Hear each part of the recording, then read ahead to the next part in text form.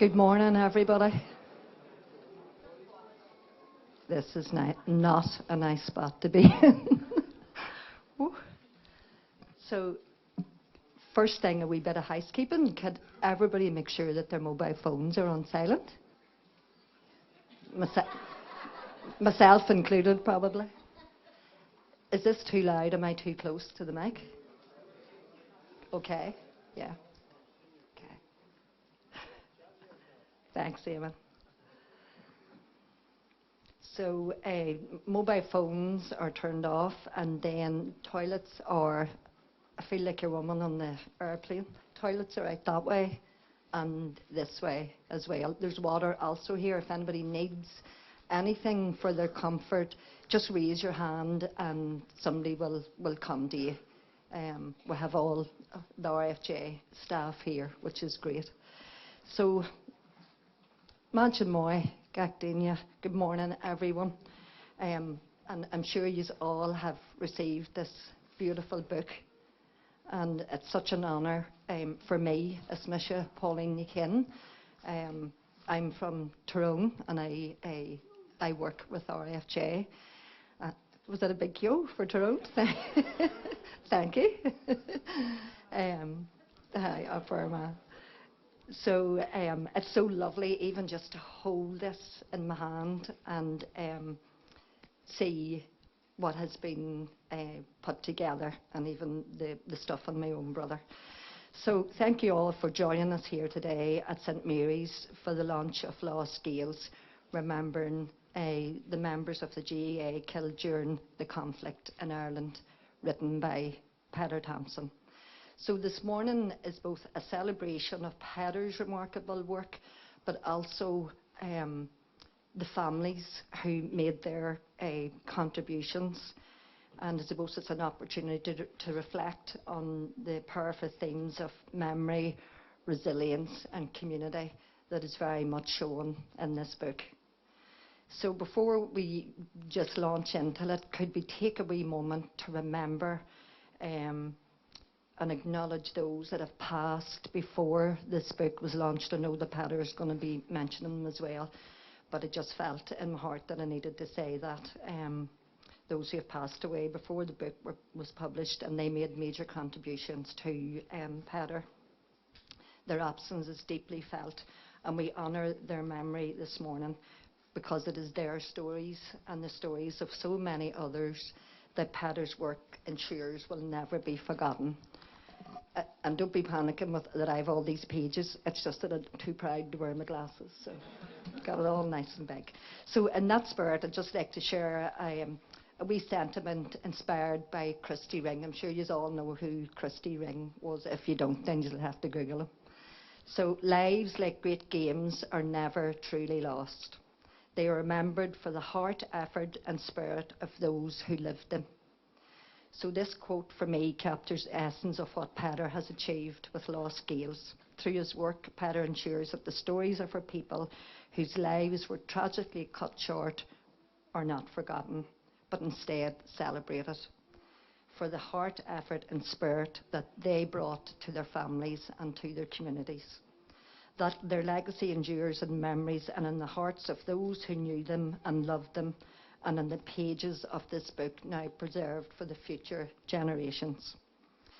I'd like to, well, we as RFJ would love to give a special and warm welcome to all you families here this morning. And looking around the room, there's the big majority of you that I know, and it's just so heart-warming to have you here. And your presence and the effort that you've made to be here is a testament to the shared importance of community and memory. So thank you so much all for being here. I'd like to take this moment now to welcome Niall Murphy. Niall's a board member of RFJ. He's a human rights lawyer, and Niamh, Ian, a member. I'm sure he just loves me to say that. Oh, there you are, Niall.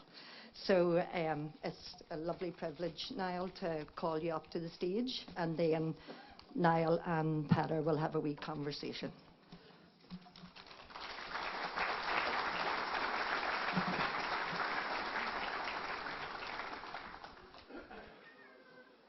Well, it's more an honour dúsa, a privilege orm féin seo chun réire chur ar an leor seo.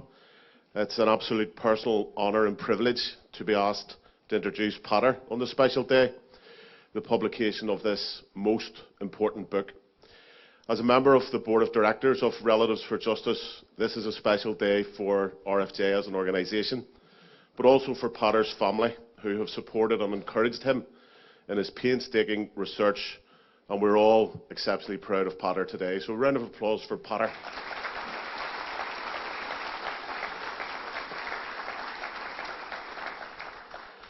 Pater's book is a vital contribution to our collective understanding of our experience of the conflict and how it has impacted our communities, our clubs, and most importantly our members and our families. This book will become as important to the GAA as Lost Lives has become to wider society and history's comprehension of our past. We all know how special and treasured our collective membership of our association is. The GAA is the intrinsic bind which is present in all of our parishes and towns. Our clubs shape our identities as people, and our clubs are in turn defined by the commitment of our volunteer ethos. The family ethic is as valued as anything we contribute in terms of sport. Whereas I have a professional interest in Pater's work as a lawyer specialising in human rights work, I'm here first and foremost as a fellow Gael to celebrate Pater's exceptional achievement. My first and primary sporting, cultural and community allegiance is to the GAA, my club and my county. The GAA has wrapped me in its warm embrace since my infant years, and I'm proud to state that all of my fondest memories, all of my longest and best enduring friendships have been forged through the GAA. We know that the GAA exists primarily as a sporting organisation administering the affairs of football, hurling, the greatest game on earth, and handball, but we know we are all so much more than that. It's where communities gather for pints after a funeral. It provides a focal point for rural communities forgotten by a government to perform and take glory on a national stage, and it's where the Irish emigrant goes as a refugee to seek and forge a new life in foreign lands. The GAA is Ireland, and Ireland is the GAA. Every single townland has proud fields which speckle and shape our landscape, with cathedrals of sport appearing as proud highlights in the most rural and urban parts of Ireland.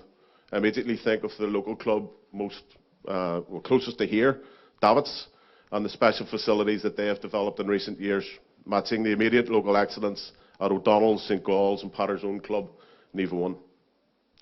Our clubs, our association, our allegiance to each other goes far beyond the mere promotion of our sports, special as our sports are. Our clubs are where we celebrate births, host christenings and birthdays, but also where we go to mourn each other and support each other in death. It's my experience as a member of my own club, Naviana in Glengormley, that has shaped my own aims and objectives as a lawyer. The experience of several of our members is delicately and sensitively recorded in this book. The murders of our club president, Sean Fox, in October 1993, my senior football manager, Jerry Devlin, at the gates of the club in December 1997, and of a young boy, Gerard Lawler, in July 2002. All of those events absolutely shaped my own personal interpretation of how I seen the world and how I assessed the social contract with the state arising from those murders. Needless to say, there has never been an arrest or a charge or a prosecution, much less a conviction for any of those murders, an experience shared by many gathered here today. Our clubhouse opened for the first time to host Jerry Devlin's wake, and in years of significant anniversaries since, we have ensured that Jerry's memory is kept alive. We have pitches named after both Jerry Devlin and Gerard Lawler, and in 2012, on the 10th anniversary of Gerard Lawler's murder, and his parents and brothers are here, in the face of the fact that no one had been charged, no inquest had been held, the police ombudsman had not produced a report, we as a club community convened our own community inquiry. The state had failed Gerard's family. We as a club would not. We gathered a panel of human rights experts, assisted by Relatives for Justice, and convened a court of public opinion. We called the evidence, we took the witnesses, and we wrote it down. And sometimes if you don't write things down, it didn't happen. And that's why Potter's book is so important as well. This report has been submitted to the Coroner Service and will form the basis of the family's submission at the inquest, if and when it is convened. The community spirit and bond and support that we provide for each other is a phenomenon which I have the privilege to observe in other GA communities. And as special as the Hightown Road is to me, all of our communities are special, a trait which is strongly evidenced in Potter's book. The clubhouse is where the Loughin Island families insisted that Al Hutchinson come and present himself in 2012 to be held account and public ridicule for the shameful cover-up that he attempted in respect of the murder of their loved ones. It's also where the Loughin Island families welcomed Dr. Maguire to come and tell them the truth in 2016. The clubhouse is where Katie Lavyarig hosted a last sport and built a memorial wall on the 20th anniversary of Gavin McShane's murder, and I still have broken fingers from the match played on that day.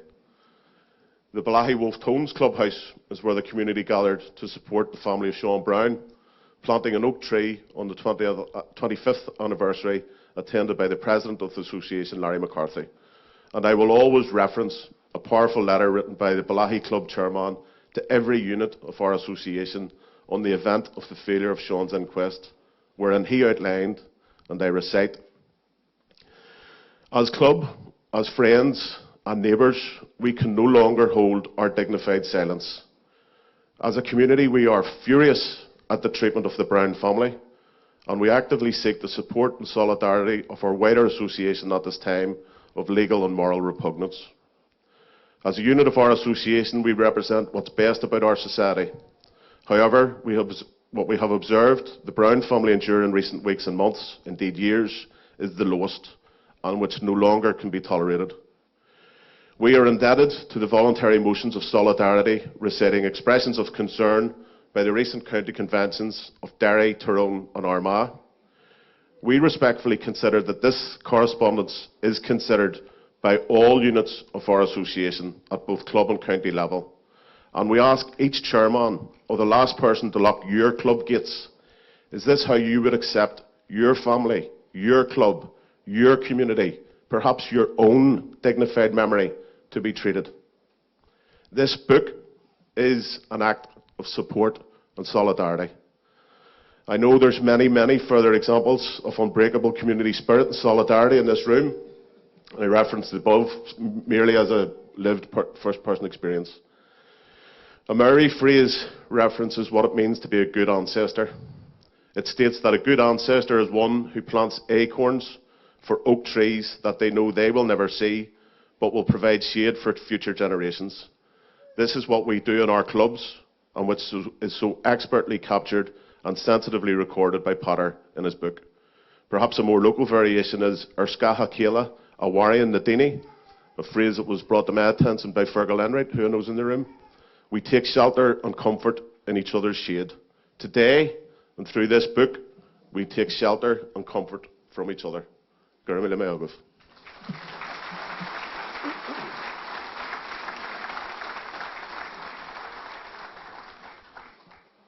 Great, Niall. Thank you very much.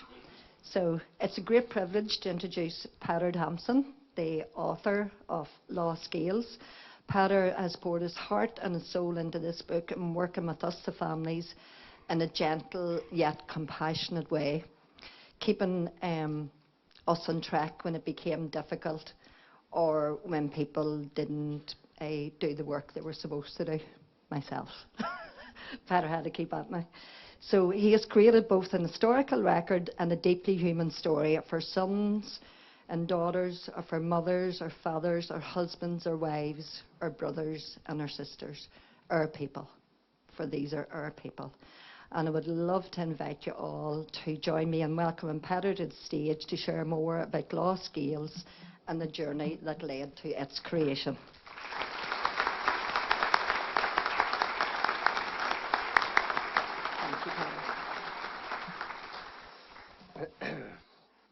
Judy Vicarja, just in the spirit of honesty, I am extremely nervous. So if you notice the obvious shake in my voice, I hope it gets better. So Judy Vicarja, thank you, Pauline and Niall, for your really kind and beautiful words. To fáilte mór agah lig go dtí Oscail Níomhhuire inniu agus an last specialta seo. So a welcome to all of you here today and to this special day. I must be honest and admit that I have pained quite a bit over what to say today. This book has dominated my life for the best part of 3 years, but I truly believe that it's not really my book. The memories included in this book belong to those who granted us the privilege to read them. This has been the overarching context of my efforts to take stock of this project over the last days and weeks, and the context that will inform what I'll say today. Before that, however, and Polly made a brief mention of it, is that I want to initially make special mention of some remarkable people I met whilst writing this book and who are sadly no longer with us. One of the first families I met with for this project was the McShane clan from Keady, as Niall had mentioned earlier, in County Armagh. I drove down to Keady and met Cian McShane at the hurling club, and he directed me to the family home where I met his sister Alana. The pair talked to me about their brother Gavin and his total love of hurling. I was drowning in cups of tea and stuffed with sandwiches, pastries and biscuits as the details of family life in Keady came flooding in. Now, I'm not sure if they initially remembered me, but I knew the hurling club and their family from much earlier. In 2014, as Niall had mentioned, I remember going with my dad to a hurling match held between Keady Lavjarg and Niamh Belfast. I remember the crowds at the club that evening, people who had come out to show their support for the McShane family. You see, the match was held, as Niall had mentioned, for the 20th anniversary of the killing of 17-year-old Gavin McShane. I distinctly remember going upstairs in the clubhouse that evening, where I met this woman. She hugged me upon meeting me and treated me with such warmth that I thought she must have been family. She filled my paper plate with sandwiches and biscuits and cups of tea. And I remember the overwhelming feeling coming over me.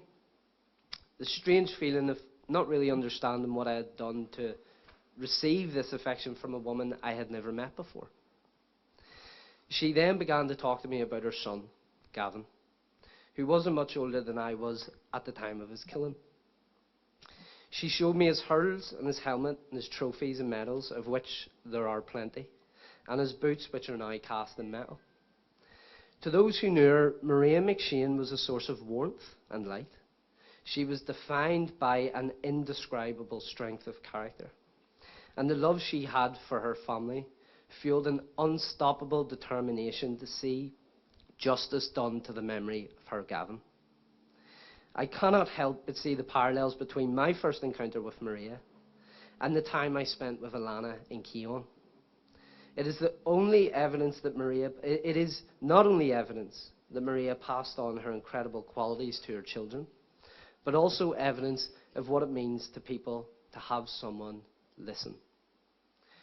Whilst this point is also true for every single person I interviewed, most of whom are in this room today, it particularly resonates with another person who is sadly no longer with us. I met Sean Hart in RFJ's Dungannon office after many emails and several phone calls back and forth across the Atlantic. He was an incredibly soft-spoken man with an infectious laugh and a very calming presence, something which I very much valued in the context of speaking to Sean about the loss of his two brothers. What I remember most from my time with Sean was his forthcoming honesty. He described to me how his memories of his brothers were limited, because as a young man, like many people, he sought out a better life by emigrating to Canada. It was a story I would hear many times over whilst writing this book, and a story I'm sure resonates particularly with the Irish people. And I think of today of several people unable to attend here through similar circumstances. What Sean was able to tell me, however, was that He and his brothers shared a deep love for the GAA. Despite the distance between Sean in Canada and his family back in Lochmacrory, County Tyrone, football kept a sense of connection between Ireland and Canada.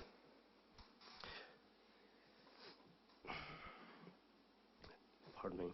Indeed, Sean dedicated much of his life to strengthening the bonds between Ireland and Canada through the GAA, holding multiple positions within Canada GAA. Not long after I met with Sean, he was announced as Canada's Irish Person of the Year. Another recent loss to the Lochmacrory community came last weekend, as we learned of the passing of Mary Logue. I do not doubt that anyone who had ever had the pleasure of meeting Mary will be heartbroken at this news.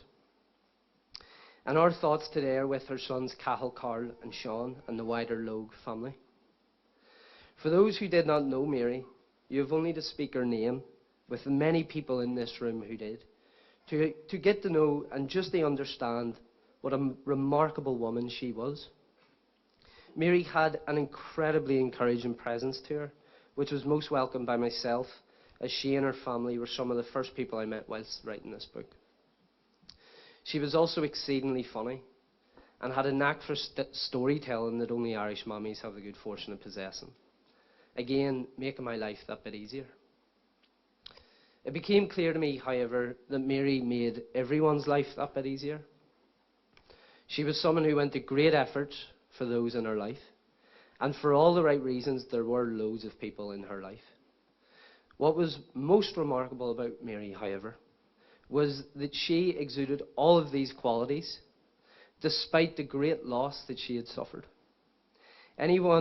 If anyone here ever attended one of my talks about this project, when we were seeking greater public awareness, you'll probably recognise the name of Brenda Logue. Mary lost her only daughter when Brenda was just 17. They were out shopping along with Mary's mother and Oma when an explosion killed Brenda along with 28 others. Mary carried this great pain in her life with incredible dignity and strength. And I don't think I misspeak when I say that she will be remembered most of all for being an unimaginably resilient person. I could say much more about Mary, Maria and Sean, and indeed the same and more for each and every person I met over the course of writing this book. Indeed, what speaks most to me when I think back over the process of writing this book is in fact the people. I will return to expand on this sentiment, but before that, I'd like to now share some insights into the interviewing and writing process itself. To write this book, I travelled the length and breadth of Ireland. I was hosted in kitchens, living rooms and offices, and put more miles on my car than I ever cared to admit to the insurance. However, this project began during lockdown, and several interviews actually took place virtually. Yet, no matter online or in person, some unexpected themes began to emerge. Most notably, it became clear that for the great majority of families, this was the first time anyone had taken the time to ask them about their loved ones. Particularly, it was the first time anyone had cared to ask them about their cherished memories. Excuse me. As a Gael, being a member of the GAA is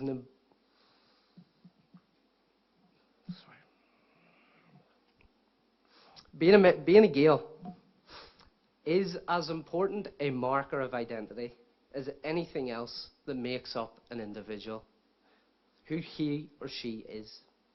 And it was my intention to ask the type of questions which would redefine and reshape recorded memory, so that the lasting legacy of each person is no longer just victim, but also Gael. I know from my own family's experience that every family has their script.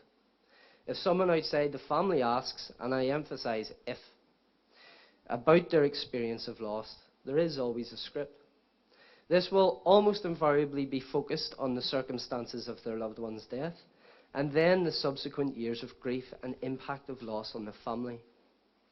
Indeed, every single person interviewed could tell me the details of their quote-unquote case. The difficulty arose sometimes when I then mentioned that I wanted to know the before. I wanted to know the life that was lived on and off the pitch.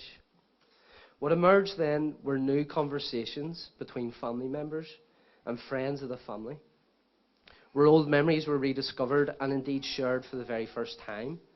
And many families embarked on a journey of discovery, particularly where a parent was lost. And to be a witness to that has been beyond a privilege. After the interviews, I always made time before driving back to Belfast to visit the local GAA club. They were usually empty, with the exception of the odd lad using the gym, or the lonesome free takers sharpening their shooting. Walking around the pitches and car parks, I found that I got a real sense of the local people and community, something that was invaluable in enabling me to better understand the memories that I had just listened to. The GAA is so incredibly unique in this way. If you want to understand the Gael, visit the club. Indeed, I cannot stress the insight one can gain from such a simple thing, as the local GAA club, as Niall alluded to in his speech, was usually the safe haven of community and support a family could turn to in the wake of their loss. It was the GAA club where local people would come together in the darkest of moments.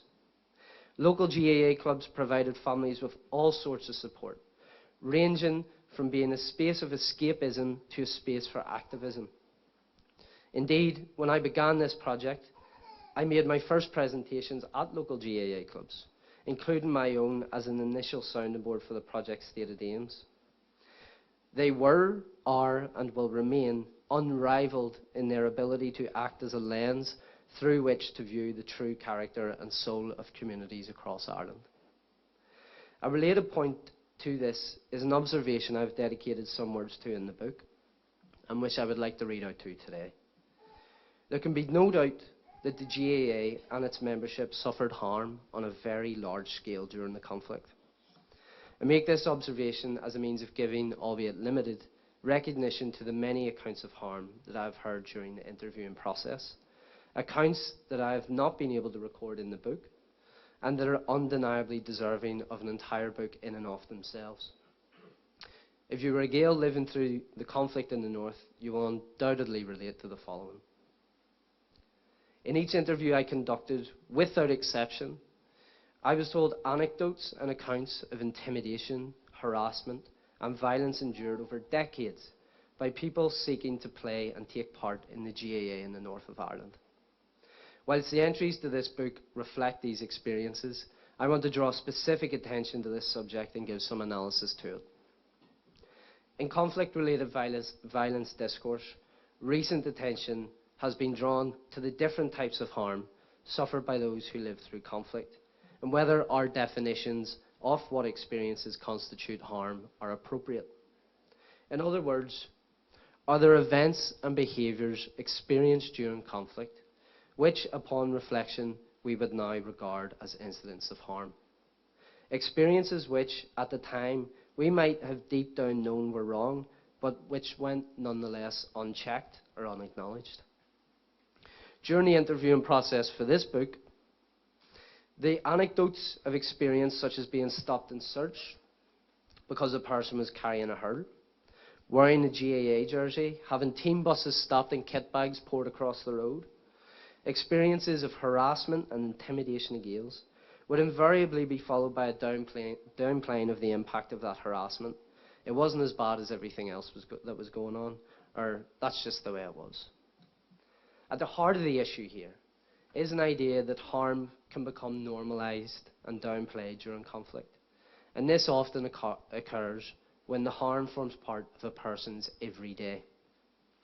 These experiences, however, are harms, and that they form the part of a person's habitual experience is immaterial to that fact. Moreover, none of these experiences need to be sensationalised in order to constitute a wrong. What is now most apparent to me, having interviewed members of the GAA across the island, is that Gaels living through the conflict in the north came to live with the expectation of being treated differently and violently because they chose to enjoy the sport they loved. The danger of not recognising and challenging this fact and the associated everyday harms is that we risk the perpetuation of past wrongful behaviour towards Gaels and the attitudes which facilitate it into the future. It should concern us all that some of those same attitudes towards the GAA persist within some elements of society today.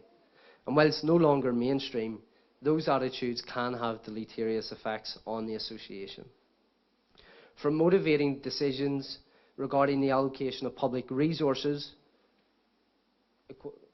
clearly Casement Park, right through to the recent intimidation of clubs by extremists. Those actions share the same dangerous attitudes toward Gaels. They are wrong, they lead to harm, and they must not be normalised or tolerated in an equal society. Turning now to the content of the book, and there are several aspects I'd like to briefly mention. Firstly, I'd like to thank the authors of all the contributory articles. They add critical lenses and context through which the memories of the book must be understood. Each author volunteered their expertise and time to this project, and I'm deeply grateful for their contribution. To Anna, Tommy, Mark, Mike, Paul, Goramila Moyag of Galer. Secondly, this book critically serves as the first comprehensive account of the impact of the conflict on the GAA. It does not, however, provide a statistical summary of the evidence I collected. This is by design. The entire ethos of this book has been to provide a much-needed human lens to the increasingly polarising use of stats and figures to serve engineered narratives. This book is a repository of memory and life, and I wanted to ensure that the key takeaway from this book are the human stories of each person. Thirdly, I want to acknowledge that it was not possible for me to include the memories of every Gael in this book. I firmly believe I made every reasonable effort to ensure that the next of kin for each identified Gael was contacted. And this task alone was a mammoth undertaking.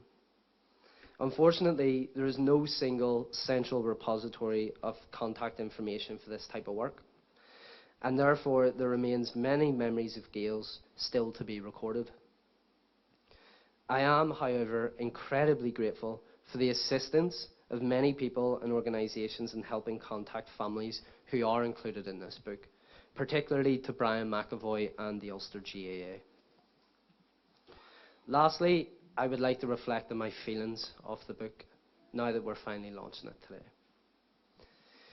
When people talk about legacy, when you hear it as a buzzword in the news, or particularly when politicians drone on about solving legacy, I always wonder exactly what they mean in this context.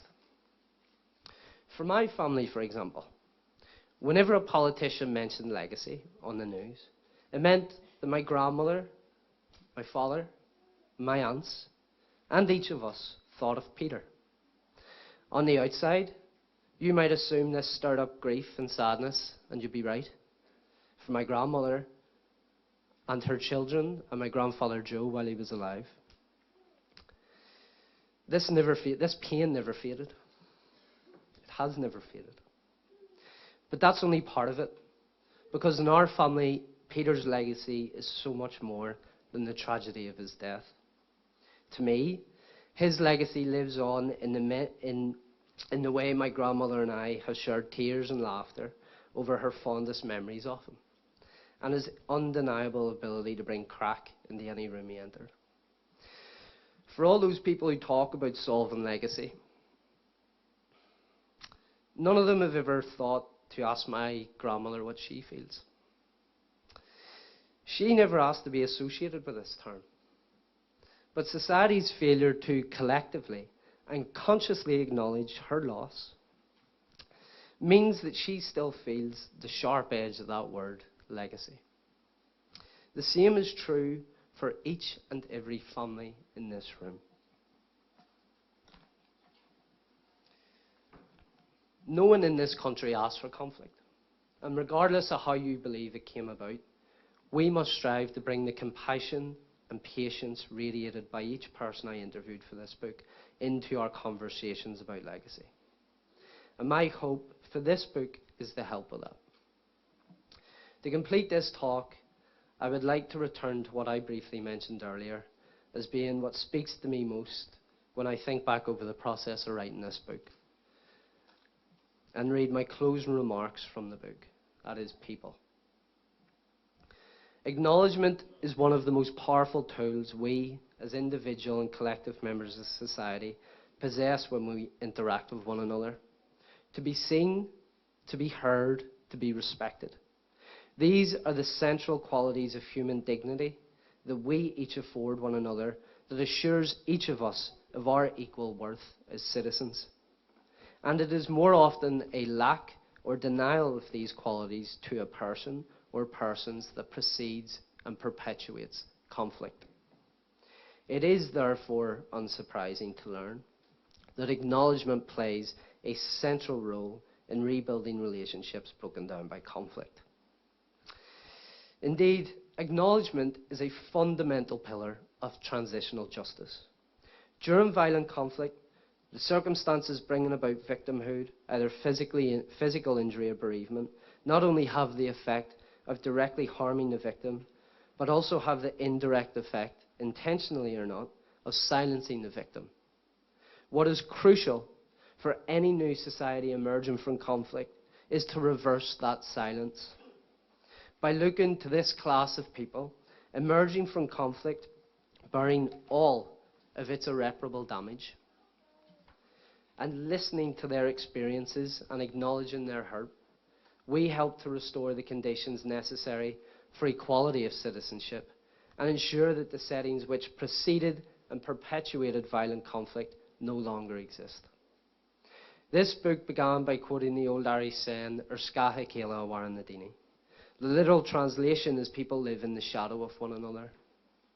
But its meaning is more accurately deciphered as the belief that people rely on one another for shelter. That we only truly live when we accept that no one person is an island. That is fundamentally what this book is about. As a people, we listen to one another, and that is how we grow. I thank you for lending your ears to the story to this book and for listening to the families and friends of some of the Lost Gaels. I want to just at the end, and it wasn't included in the speech because I knew he'd probably be a bit, he doesn't want the attention. But I want to make special mention of my dad, Mark, without whom this book would never have happened. It is his idea. It was him who fueled all of my work. No doubt over the last couple of months, all of you have been receiving constant texts and phone calls. And he's certainly my hero. Mila Buhis.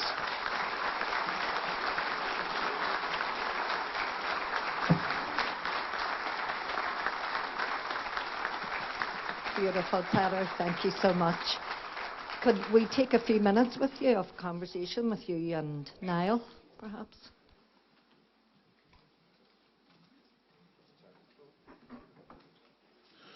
Just checking this works. Yeah? Happy days. Peter, I know we tossed a few questions around last night. I'm not going to ask those questions. Okay? It's a private joke. But just before we start, aesthetically, this book is beautiful. And I know that that's something that you wanted to ensure, that the dignity of the memory that you were recording was something that needed to be matched in its presentation, and I do think you've achieved that. It's a beautiful book. If you could maybe just talk about the planning, the logistical planning of the book.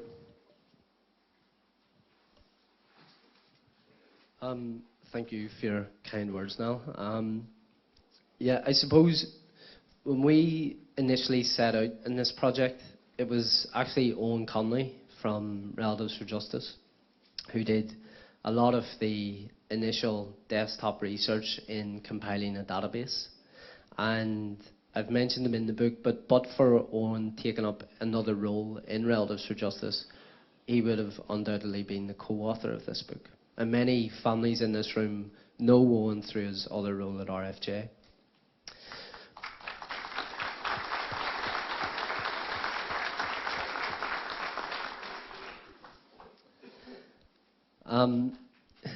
Yeah, when we when we, I suppose, had the final database of the book, we asked ourselves, what would we like to do with it? And RFJ had done some work with Joe Duffy and Freya McClements on Children of the Troubles, and we believed that that work was a truly beautiful piece of work, and we thought it would be nice to emulate that in a certain sense. And it was critical, obviously, with the values and belief system that RFJ have, that families should be central in creating this project. So the design of the book, I suppose, comes from that essential kind of foundation belief that this is a project of absolute importance. And in many ways it's above any individual person. And we wanted to ensure that it was recorded and presented in a way that respected that. And I think Miriam have done a great job, and myself and Miriam working together, and I particularly want to thank Connor from Miriam Press and Wendy, who I believe did an exceptional job with it. Just on that, the first edition is obviously hardbacked. The second, third, fourth editions will be paperback, so make sure you get your hardback copies for your bookcases. Des Fahy wrote a book, How the GA Survived the Troubles. It was published in 2001. Why has it taken 23 years for a work of such obvious importance to be published? And I'm not holding you responsible. I think you're 25-ish. I suppose there's many reasons for that. I think, though, sometimes a work like this takes someone to come. I mean, I'm born in the last day of 1998. I was fortunate to have not lived directly through the conflict. And I think maybe sometimes it requires someone to come from not the outside, but the kind of different perspective to things. Where, yeah, I think maybe that is one of the reasons where, you know, Gaels are so connected to their club and their community that, in a sense, it probably requires someone from a little bit outside to come in and start recording this. We obviously, when we set out to do this, were surprised to learn that there wasn't any essentially recorded record of the impact of the conflict on the Troubles as well. And yeah, but I would say probably from the outsider perspective, but also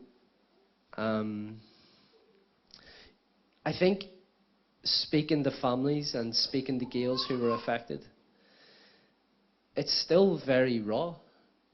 These stories are still very raw, and the GAA community is so tight-knit that one Gael loss reverberates around that community. And in that sense, I imagine that would be one of the reasons why. In terms of a book like this, and in terms of actually interviewing families, it requires an organisation. It required Relatives for Justice.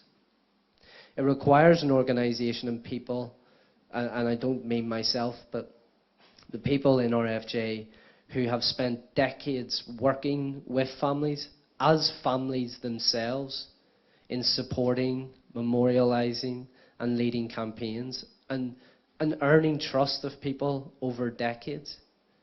And a work like this requires that totally solid foundation in order to get the buy-in to ensure the accuracy. So when I set about doing this work, although I'm only 25 and a young lad and stuff doing this, I had the benefit of coming with RFJ's name. People knew what to expect to a certain degree, and having Pauline and the support staff behind that ensured that a work like this could be completed in a very safe manner where families were supported as well. Because work like this can be, it's tough, And it's not fair to go into a room and ask a family to recall their memories if there isn't that net behind and that assurity to give them the confidence to know that this is a safe space and that they will be looked after. Yeah.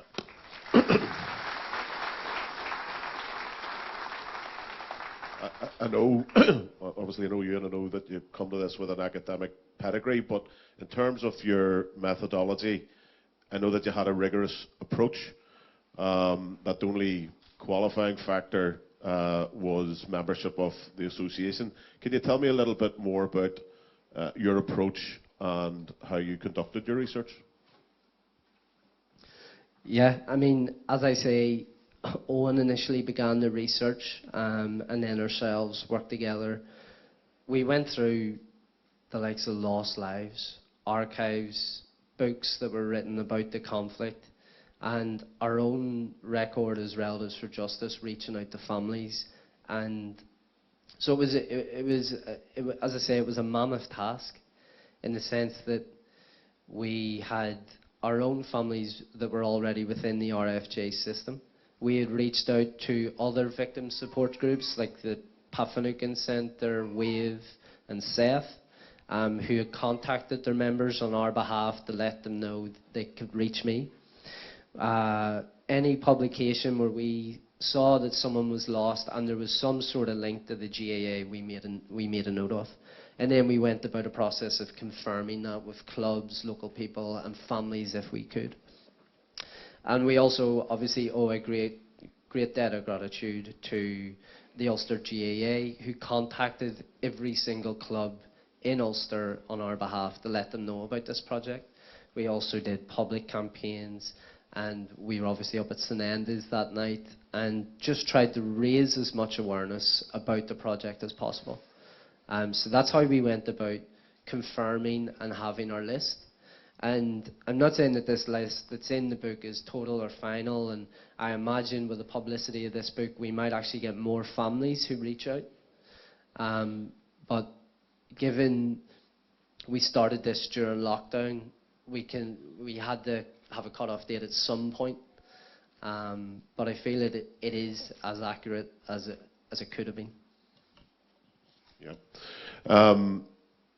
I think this book has the capacity to become a living project.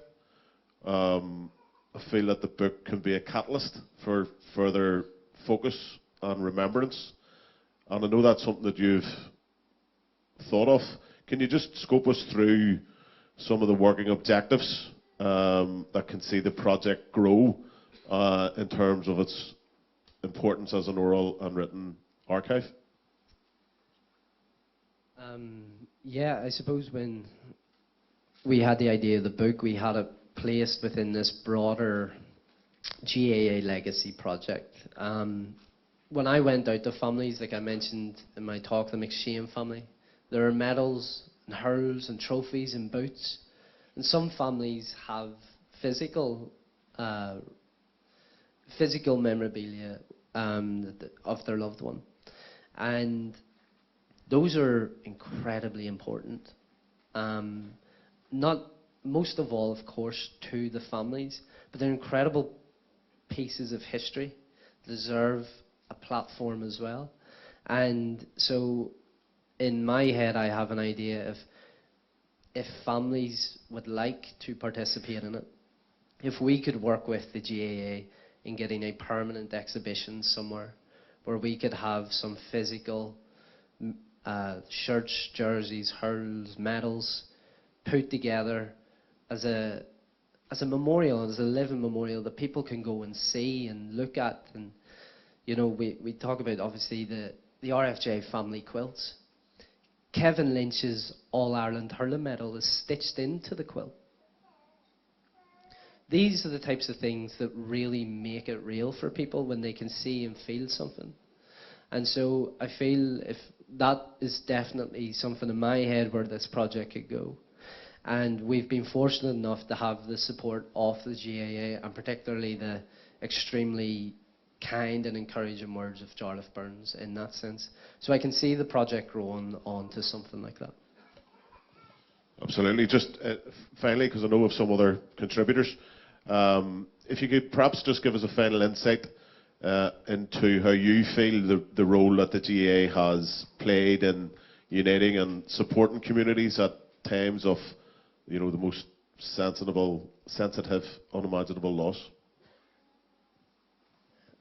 I mean, I'm sitting on stage with a figure in his local community who has...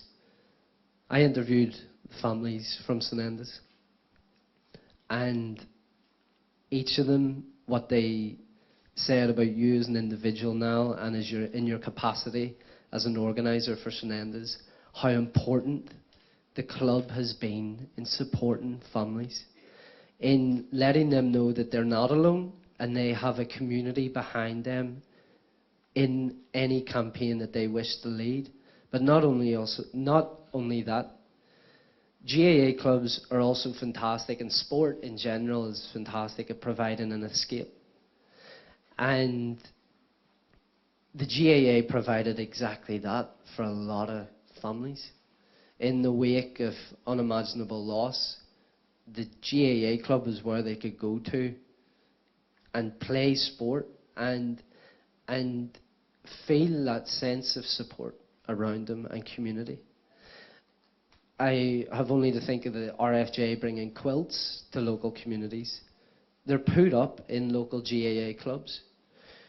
So local GAA clubs are central to community life in Ireland. And when you have communities affected by conflict, those GAA clubs reflect that story. And it's the same individuals that are running the GAA clubs are also running other community activism. So in that sense, they mirror each other, and you cannot overstate the importance of clubs. Thank you. I think I'll hand over to Pauline. But my last remark, I know that a lot of people have travelled from outside Belfast. There's actually a hurling match at Corrigan Park today at 2 o'clock. It's a game for Gaza. There's some of the best hurlers in Ireland are going to be playing there. So if you've came this far, you're not too far. It's only up the street. Corrigan Park at 2 o'clock.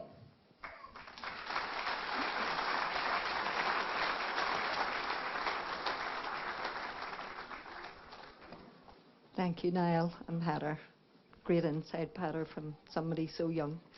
It'd be great now to, and I know Brenda's just waiting her chance to get up here, to hear some personal reflections from some of the families. So it gives us great pleasure to welcome Emma Rogan, a daughter of Adrian, Brenda McAnespy, sister-in-law of Aidan, and Jude White, a son of Peggy. So it'd be lovely if you could come up and just give some of your personal reflections. Yeah.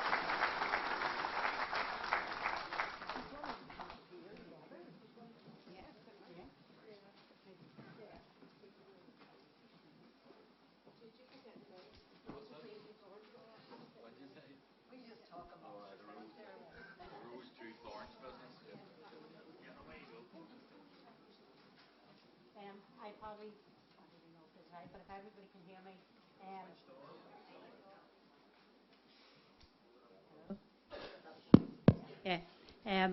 Pauline was up there and saying she was very nervous, and so was Peter.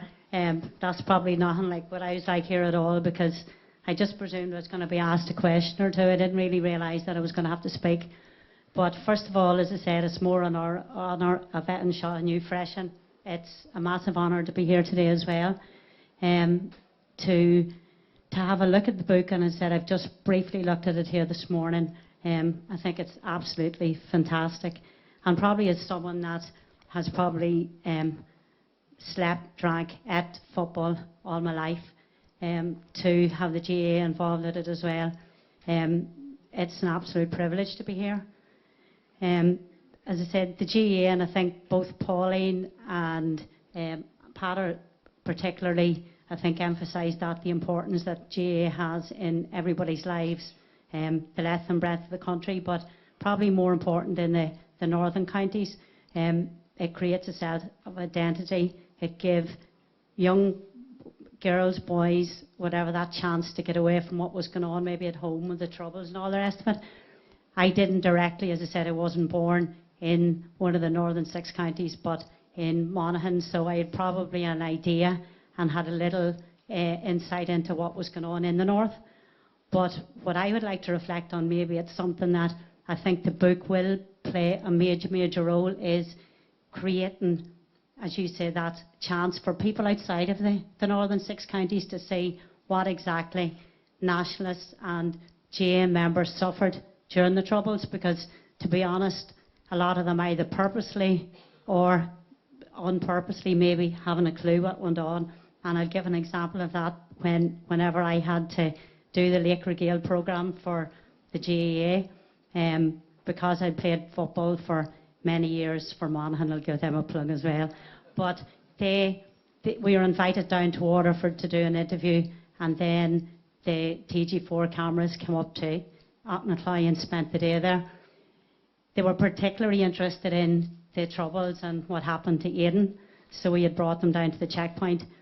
And to the young, as I said, the videographers, the photographers or whatever, they actually had said to me they did not realise what was actually going on in the north for many years. So they had a big interest in it as well. So when the programme was eventually aired, we were meant to get a preview of it, but unfortunately due to COVID, we were the same as everybody else. The programme went ahead. We didn't know what was going to take place in it.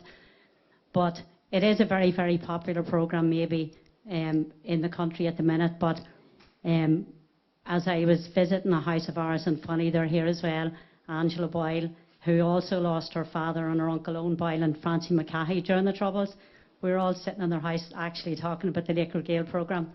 And Angela's children, some of them were living down in Limerick and Tipperary, and they'd be very friendly with hurlers and top-class hurlers like Kate Lynch and other footballers down that, and hurlers down that part of the country. And there was one of them there that particular night, and when I came in, somebody introduced me to him as Brenda McNesby. That's the girl that was in the Lost Gaels programme. And he started a discussion on it, and he was going, God, I watched your programme, it was very interesting. But he made the point, I had not a clue of anything that went on in the north. He said, as my own family didn't. He said, there was a break in the programme, and when he came back up, it was about the checkpoint, and it was about Aidan when he was shot. And he started giving out to his father, would you switch that back, please, to the football programme I was watching? And the father says, no, that's the same programme. So my point is, so many people don't realise what GA families went through in the north, and I think the book will give an excellent opportunity for the story to be told. And I do think there is that momentum there. I know the Lost Gaels programme did cover so much of what happened to Aidan, and I mean, to me, it wasn't about me, the programme, but I was so happy that Aidan's story again got a mention in it. And I think it's very important for families here to get their stories told, to have that opportunity to have their personal stories told of what their sons or daughters' lives are about. And I think Aidan's family were probably very lucky in that way, that they did get an awful lot of publicity. And I think there is that opportunity there to give even more more stories to families, to get that opportunity out. And I know, Padder, you mentioned there an idea, and I think it's an excellent one, where families maybe, if they could come together to have memorabilia. And I've only thrown this out, and you might have looked at it already.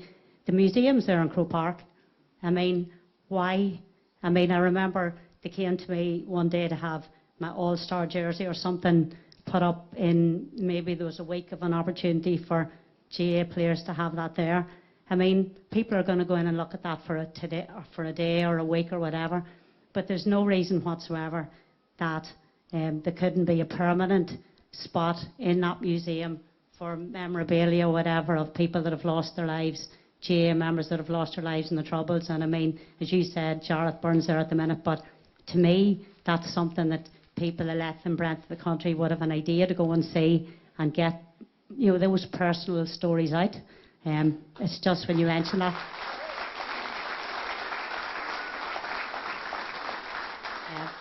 I'll hand over here to the rest of them, but as I said, it is an honour, and I think, Padder, I know speaking, and as I said, being involved in the GA, but I know with the Aidan's case, just to have those personal stories, the mothers, and I think the resilience and everything of the families is another point you made. I know in Aidan's case, and I think everybody resonated with that, the mothers that were there for them through thick and thin, they never lost their faith, they never lost that support for their loved ones. And as I said, I think as a family, you know, we have to remember the ones that have passed away. And as I said, in Aidan's case, we remember Lizzie and John, who didn't live to see his court case, and to Ailish as well. And I think she was involved with she was involved heavily with the Relatives for Justice. The years and years of time, effort, sweat and pain that they put into fighting for justice for Aidan. And as I said, the rest of the families out there as well, it's very, very important to remember all of them as well.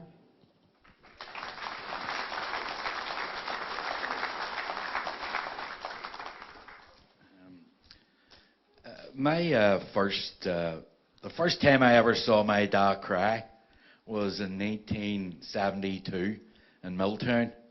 And it's dead awkward, you know, when you're a young fella about 12 or 13, seeing your dad cry. And he was crying because he was burying a mate of his, a guy called Frank Carr. I know out there, most of you are far too young to remember, way back into the, I suppose, the late 60s, 70s. But this state has been murdering Catholics since 1921. And we're just here today because they happened to murder our relatives who were part of this organisation called Common Lost Gaels, or the GAA. And that day, back in July 1972, I never really forgot it. We were from the Armour Road. For users in from the country, that's the really nice part of Belfast, so it is. We all don't live over in this place called West Belfast, although we all eventually ended up in West Belfast. That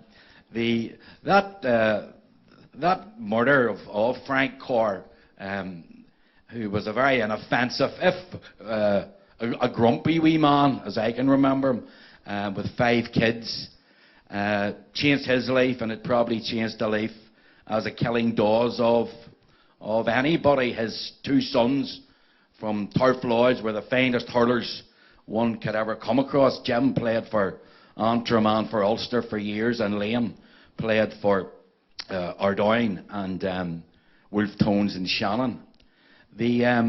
What was seen today is, I mean, it's 3 years of sort of really hard work, but the context, I suppose, in Belfast, as opposed to maybe some of the smaller rural parishes, is in 1968 there were 2 big competitions that would have affected you if you lived in Belfast. One was a team called Manchester United won the European Cup, which is of total irrelevance to somebody like me. But the other is the Down won the All-Ireland. And the school I was at was St Bernard's in South Belfast. And the Down team came around to bring the cup round. And not one teacher in that school or the principal had a clue what this was about. The principal was a guy called Mr Kennedy. And he sent for me to bring Sean O'Neill and Colin McAlarney and people like that around all the classes. Loch and Island, man, I'm just informed. And it's amazing to think, in parts of Belfast, the GAA, I can remember being slapped. Maybe I needed it for playing a hurling game in that particular school. So, you know, to go to a school in this town, you could have either ended up, the GAA was your soul, or it simply didn't exist. When you try to explain the GAA to people, you've got to sort of be tactful. I mean, to say the GAA as a sporting organisation doesn't describe it, in my view, in any way. The GAA is the life and soul of virtually every community that I know anything about. In fact, when I leave here today, I'm heading to Armagh to see Slough-Neil against Cushendall in the All-Ireland, in the Ulster Club semi-final. We don't have Sunday dinners in our house. We have Monday dinners.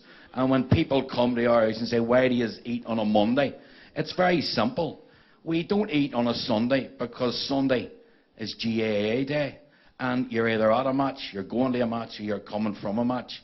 I met Gordon Lyons, the communities minister, there a few weeks ago, and I was saying to him, I see the GAA rascals are giving you a terrible time for not going to their match, or for not visiting a match. And he says, well, my religious beliefs don't allow me to go to things on Sunday. And I said to him, look, we Catholics only play on Sundays to annoy people like you, and it works. So it does, you know.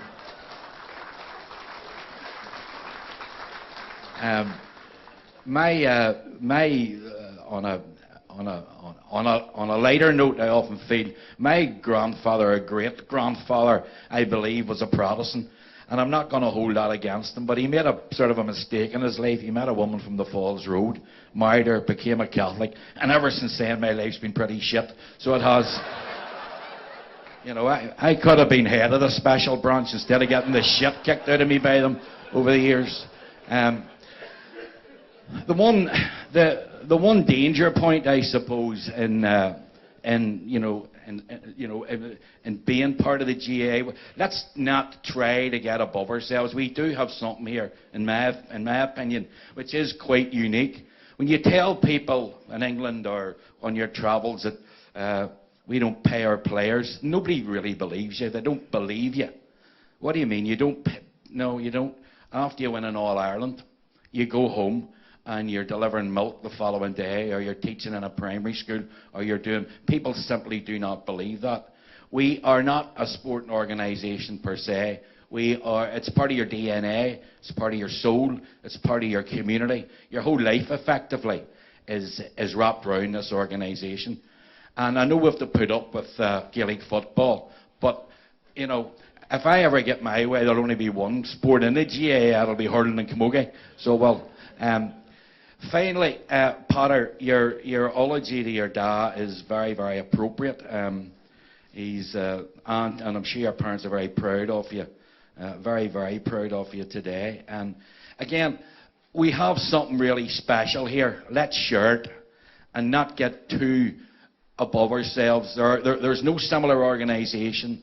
There's no similar organisation that has suffered as much, and there's no organisation that can survive the way we survive, because we're not about personalities, we're not about money, we're about club, we're about county, and we're about community. And I mean, I really do feel this contribution you've made is the beginning of a living project, and probably the GAA version of Lost Lives. So well done, and thank you very much for your contribution.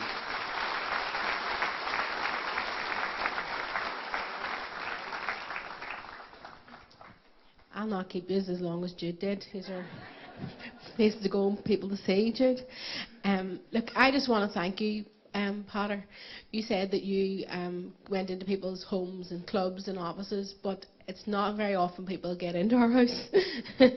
And you come in, and to be able to ask us to recite and ask us our memories, and to do it in such a sensitive way, and to be able to open up to you is something that doesn't happen very often, because people don't get to see that part, because it's very personal. But to be able to talk to you, it was just like as if you were just part of our family, to come in and be able to. And you said, you come under the umbrella of RFJ, but it's not. It was you. You made it very easy for us to speak to you, and made it a very easy process. And when we come in today and I opened the book, and this is my 5-year-old, nearly 5, aren't you? And he says, there's my Granda Frosty on the picture. And that book, and the book that you've produced for lots of families, and I know you said not absolutely every Gael can be included, and that's fair enough, but that's a book that's going to go down in history, that he will read, and my 1-year-old will read, and I'll be proud for them to read it, because that's, you asked us what was he like. And that'll give them some insight into what their Granda Frosty was like, and not that he was a statistic in a book and he died on the 18th of June along with 5 other people. He was a person, and you made that book and the people in that book come to life. And it's unbelievable, and thank you so much.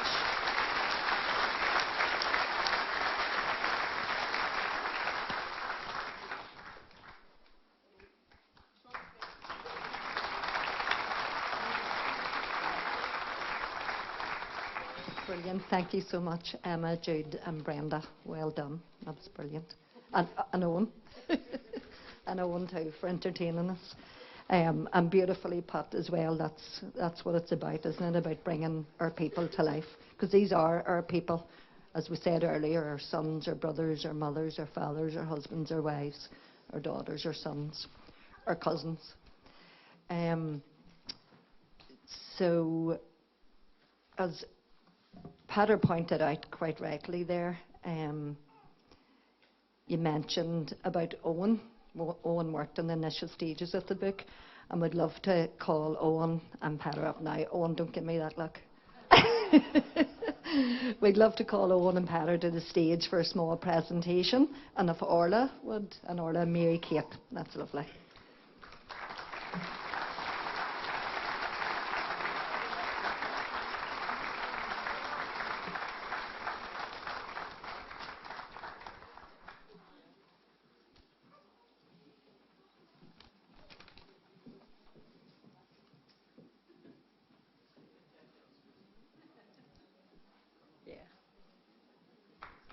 Okay, thank you, Owen and Peter. So I just got this sign from the side. Finished. So very little else left for me to say, but let's get their names engraved in Croke Park. Wouldn't that be something? I